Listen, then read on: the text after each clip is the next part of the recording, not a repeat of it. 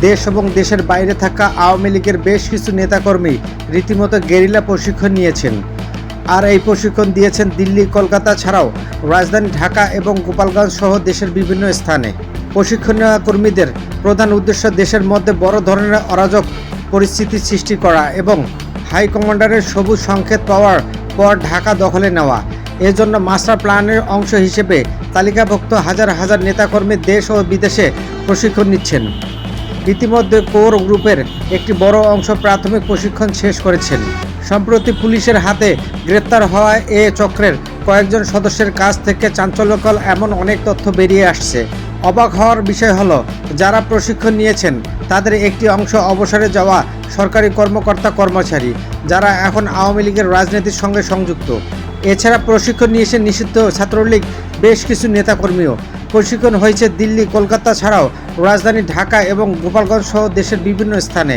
চূড়ান্ত সফলতা অর্জনের আগ পর্যন্ত এ প্রশিক্ষণ অব্যাহত রাখার পরিকল্পনা করেছেন আওয়ামী লীগ।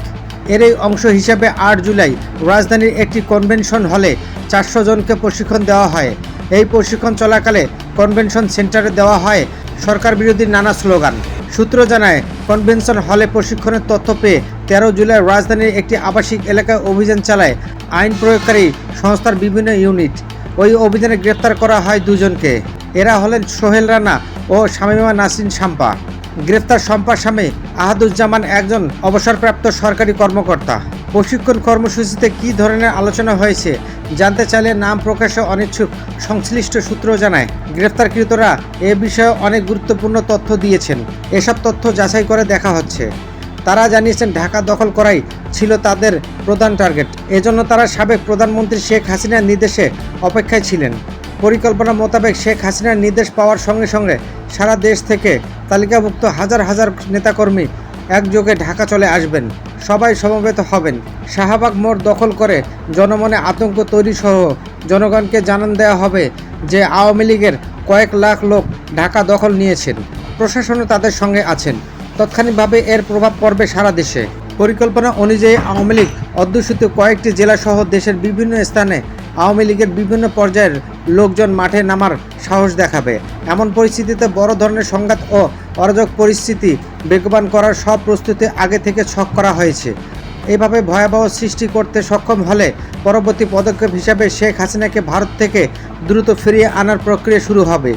এই সময় পরিস্থিতি ও প্রেক্ষাপট বুঝে ও সিদ্ধান্ত নেওয়া হবে।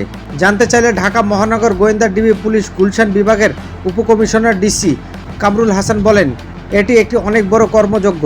তদন্তের স্বার্থে এই মুহূর্তে বিষয়টি নিয়ে কিছু বলা যাচ্ছে না। একটু গুছিয়ে নেই, পরে বলবো। তিনি বলেন, এ ঘটনায় শুধু ডিবি নয়, আরও কয়েকটি সংস্থা কাজ করছে।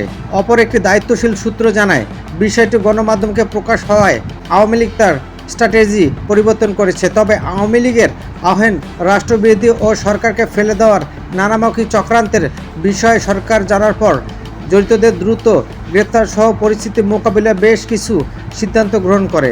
প্রথমত, পুরো বিষয়টি আইনশৃঙ্খলা বাহিনীর একটি বিশ্বস্ত টিম দিয়ে ফেস করা। দ্বিতীয়ত, জড়িতদের কেউ যাতে পালিয়ে যেতে না পারে সেজন্য পুরো চক্রকে গ্রেপ্তার না করা পর্যন্ত বিষয়টি গোপন রাখা।